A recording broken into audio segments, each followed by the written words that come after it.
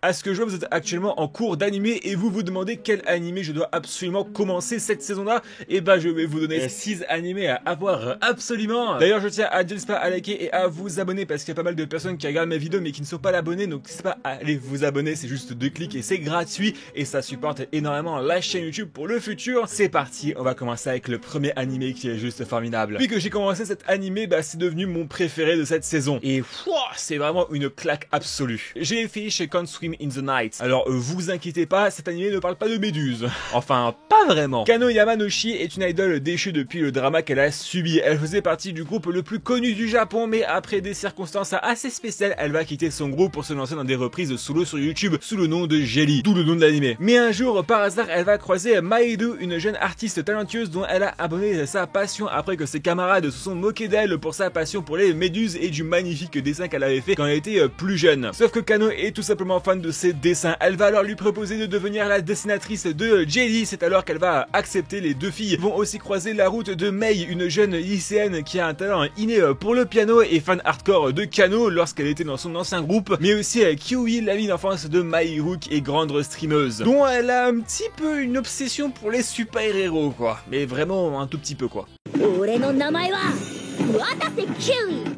この世界の主人公このクラスのこともガンガン盛り上げていくつもりだからよろしくな Les quatre vont se mettre d'accord pour lancer Jelly dans une autre dimension et essayer de rendre le groupe connu au monde entier et de dépasser l'ancien groupe de Kana. J'adore littéralement les animés qui parlent de idol et pour moi seulement c'est mon favori qui parle de ce sujet-là avec Oshinoko bien évidemment. Les personnages sont super intéressants et ils ont un bon background avec un bon développement et on a vraiment envie de voir et bah chacune d'entre elles vraiment réussir et arriver on the top of the world. C'est disponible actuellement sur ADN et ce qui est vraiment bien avec cet animé-là c'est que c'est un animé original. Ce n'est pas un animé adapté d'un manga ou d'un light novel, c'est vraiment une création de toutes pièces. Un petit peu à l'image de Tect Hop, Destiny et de Licorice Recall, donc ça veut dire que l'animé devrait se terminer en une saison ou plusieurs s'ils vont en faire plusieurs. Et bah regardez juste le. Et d'ailleurs pour vous dire, l'animé marche tellement bien qu'il va être adapté en manga et en light novel. Et bah j'espère qu'un jour ces deux formats-là vont arriver en France. Même si personnellement j'espère qu'il y aura plusieurs saisons pour faire un petit peu durer le plaisir parce que bah j'adore vraiment cet animé là, c'est incroyable, franchement je regarde ça, je suis tellement heureux, je suis en mode ouais, j'ai trop envie de voir en fait ce groupe là dépasser son ancien groupe qui sont vraiment des connes. Mais bon bref, voilà, je vais pas vous spoiler mais vous verrez bien. En tout cas, c'est disponible sur ADN, loupez pas. Si vous loupez ça, je ne vous comprends pas vraiment. Imaginez que YouTube se transforme dans une plateforme où la violence est tolérée et que le contenu qui marche le plus c'est la bagarre. Bon, dit comme ça ressemble pas mal à l'étude, mais je vous rassure, ce n'est pas aussi violent et aussi bizarre. Ça reste un shonen assez classique et d'ailleurs c'est un webtoon coréen pour les personnes qui veulent savoir. Le lycéen Yoo-bin est une personne faible physiquement qui se fait harceler par l'une des têtes de la classe pour son compte YouTube car ça fait beaucoup de stats et ça fait aussi beaucoup d'argent et si seulement c'était aussi facile de faire de la thune, et ben je l'aurais fait pareil, hein. Alors qui rentre de l'hôpital où se trouve sa mère qui est grandement malade d'ailleurs et travaille d'arrache-pied au McDo pour payer les frais de l'hosto car oui ce n'est pas gratuit en Corée. Mais en rentrant chez lui, un de ses harceleurs se retrouve chez lui pour streamer avec son PC. Mais une bagarre explose entre les deux sauf que le stream est toujours lancé. Bizarrement ça va rapporter énormément de vues et aussi beaucoup d'argent. Il va trouver aussi par hasard un compte YouTube ou un coq, ça y est Sandraku s'est lancé dans les tutos YouTube qui donnent des informations de comment devenir plus fort en combat.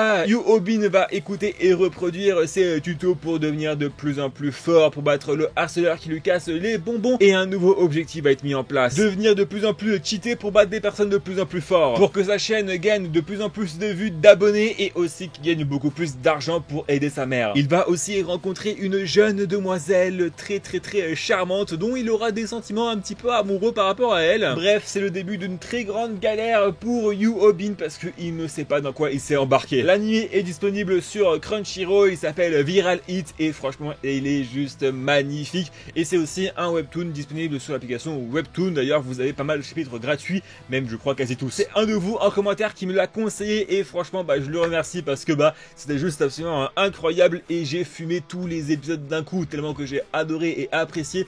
Bah ça me rappelle un petit peu mon univers avec tout ce qui est YouTube etc, le putaclic, c'est un monde que je connais bien donc forcément bah j'apprécie beaucoup plus cet animé là que d'autres personnes qui ne connaissent pas YouTube ou ce genre de plateforme. Bon alors Là, je suis vraiment dégoûté. Mais quand je vous dis que je suis dégoûté, mais vous ne savez pas à quel point. Blue Archive The Animation. Ça reprend l'histoire du jeu vidéo sur mobile, mais cette fois-ci adapté en animé un petit peu à l'image de Ark Knight qu'on avait eu, mais sauf que cette fois-ci il n'y a pas les bords noirs dégueulasses en dessous et en bas. Je comprends pas du tout le format qu'ils ont fait Ark Knight, mais bon bref, ça c'est juste mon opinion. Et d'ailleurs, je tiens à poser une question, il est passé où l'animé de Genshin Impact? Parce que j'avoue, ça fait 2 ans qu'ils nous l'ont annoncé, mais j'ai l'impression de l'avoir jamais vu, hein. Mais vraiment, il est parti où, je sais pas où, il a été annulé, qu'est-ce qui s'est passé en fait? L'animé parle d'un enseignant nommé conseiller du club d'investigation fédéral, oui alors le nom est juste absolument gigantesque, situé à Kivotos, une énorme ville académique où se trouve découpée en plusieurs grands quartiers où chaque académie a sa propre quartier et ont un emprise énorme sur le territoire. Mais Sensei sera transféré dans l'académie Abydos dont ils sont un petit peu dans la merde. Ah, c'est pas comme si la ville était complètement désertique, il y a des tempêtes de sable tout le temps et que l'académie ne compte que 5 étudiants. Oui, c'est vraiment peu. Et le plus gros problème, c'est qu'ils sont ensevelis d'une dette faramineuse. 1 milliard de dollars. Il y a que Jeff Bezos pour rembourser ça. Non mais littéralement 1 milliard, mais c'est énorme 1 milliard. Non mais regardez ce que vous pouvez acheter avec 1 milliard. Vous pouvez vous acheter 5000 maisons, c'est juste énorme. Un nouveau château chaque jour pour une valeur de 2,3 millions de dollars. Putain, si moi j'étais aussi riche que ça, ah ben bordel, qu'est-ce que j'aurais acheté. Mais Sensei a décidé de ne pas les laisser tomber. Il va tout faire pour rembourser cette dette et sauver le lycée et ses étudiants qui a un character design fort intéressant. L'équipe de lycéennes devront combattre des gangs pour protéger leur établissement alors qu'un énorme danger les guette. Bref, c'est un anime que j'attendais quand même un petit peu et franchement il m'a totalement surpris parce que je me suis dit bon ça va être bien mais sans plus et franchement bah c'est vraiment très bien. Mais j'ai l'impression qu'en France personne ne le trouve excellent parce que ni ADN ni Crunchyroll ne le publient, même pas Amazon, même pas Disney+, nulle part. Ah bah vous débrouillez-vous pour aller le trouver sur des sites complètement illégaux. Ah bah vraiment, c'est super quoi. Vraiment en plus il a beaucoup de potentiel, je ne comprends pas pourquoi il est pas licencié en France wesh. Et d'ailleurs il faudrait que je commence le jeu vidéo même si actuellement je suis beaucoup sur Nikkei. Et d'ailleurs j'espère qu'un jour Nikkei auront ce propre animé parce qu'il le mérite vraiment. Pour moi c'est le meilleur jeu mobile, ça dépasse Blue Archive B de loin. Mais bon je me lancerai prochainement sur Blue Archive. En plus je crois qu'il y a une collaboration avec un animé en plus actuellement. Là c'est pareil, c'est un animé qui m'a réellement surpris, je ne m'attendais pas du tout à vraiment aimer. J'ai commencé en mode allez vas-y, bon ça va être un truc pas foufou, vas-y je vais regarder 2-3 épisodes et puis après je vais laisser tomber parce que comme d'habitude ça sera pas fou. Et bah là j'avais complètement tort, comme quoi il y a que les cons qui changent pas d'avis. C'est disponible sur Crunchyroll. Nous suivons les 2 idoles au caractère complètement opposé, Yasumi Otatane et Yui Yugure. À la rentrée scolaire, nos 2 idoles se croisent par hasard et c'est la catastrophe. Une énorme querelle commence et c'est vraiment pas la joie. Yui est une idole très reconnue dans le milieu, que ce soit en tant qu'idole, actrice ou voice actor, et Yasumi a un talent inné mais ne trouve pas de travail dans le milieu. Mais un beau jour Yasumi se voit offrir un job en tant qu'animatrice radio pour une nouvelle émission. Sauf que la personne qui va l'accompagner dans ce travail est tout simplement Yui. Ah mais ça annonce le flop à venir. Ah non mais je le vois d'ici là. Vraiment là je vois comme un éléphant dans ma chambre. Là je le vois. En plus ma chambre a fait 2 mètres donc franchement bah s'il y a un éléphant dedans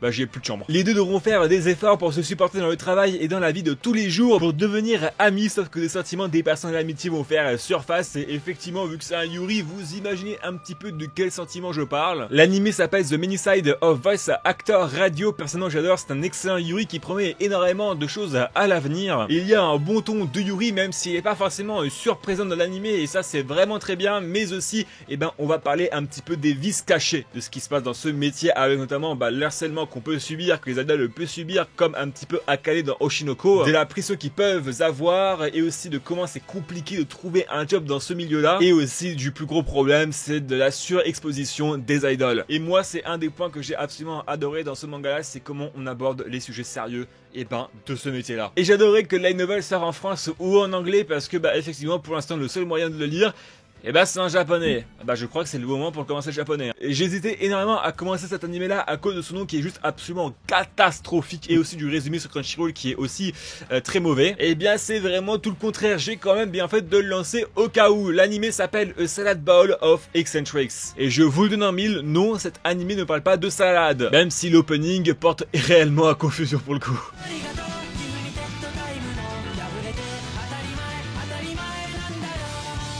D'ailleurs dites-moi en commentaire vous quelle est votre salade préférée parce qu'en vrai ça peut être très drôle de savoir. On va suivre le détective Sosuke qui va tomber par hasard lors d'une de ses enquêtes sur Sarah, une princesse magicienne venant d'un autre monde. Après qu'elle soit menacée par des soldats de mourir lors d'une révolution, Sosuke va alors lui proposer d'habiter avec lui pour qu'elle s'habitue à la vie au Japon. En contrepartie, elle va devoir l'aider dans ses missions. Mais elle n'est pas venue toute seule car Livia, sa servante chevalier, va malheureusement arriver avec elle. Et c'est vraiment très triste parce qu'elle va finir SDF, même si ça lui plaît bizarrement. Qui étonnamment a un rôle très important dans l'anime. Je m'attendais qu'elle soit un personnage secondaire assez banal, mais non, en fait elle est vraiment très présente et elle a carrément des épisodes rien qu'à elle. Et ce qui est vraiment très bien dans cet anime là, c'est qu'on va vraiment mettre sous le feu des projecteurs les problèmes du Japon, comme par exemple le harcèlement scolaire, la hiérarchisation et dans le milieu du travail, et ce que ça peut engendrer derrière, tout ce qui est secte, tout ce qui est arnaque, bref, pas mal de choses, pas mal de sujets sérieux qui sont abordés de manière un petit peu drôle et un petit peu humoristique, mais qui sont vraiment de très gros sujets au Japon, donc c'est vraiment très intéressant, je vous le conseille, c'est disponible actuellement sur Crunchyroll, et pour le coup ça a été une très grande surprise. J'espère que le manga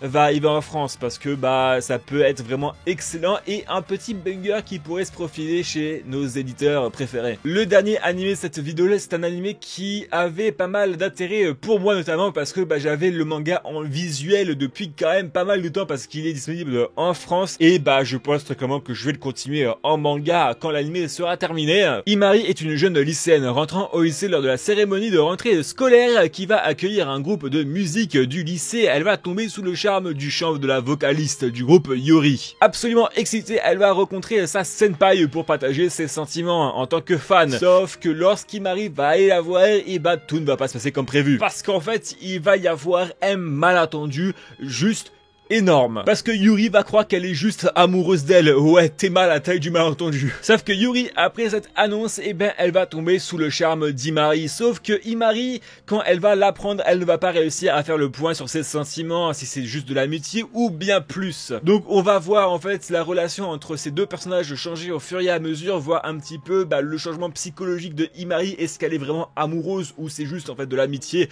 qu'elle avait? Il y aura de la jalousie, un triangle amoureux va commencer, et je peux vous dire que ce triangle amoureux risque d'être dévastatrice. L'anime s'appelle Whisper Me a Love Song, il est disponible sur ADN et vous pourrez retrouver le manga dans la catégorie Yuri de chez Taifu. Bon en tout cas voilà, moi j'espère que cette vidéo vous aura bien plu. En tout cas n'oubliez pas de liker et de vous abonner et de partager la vidéo à tous vos proches qui sont un petit peu intéressés par les animés et qui veulent voir les animés et qui ne savent pas quoi regarder actuellement. Allez, à plus tout le monde.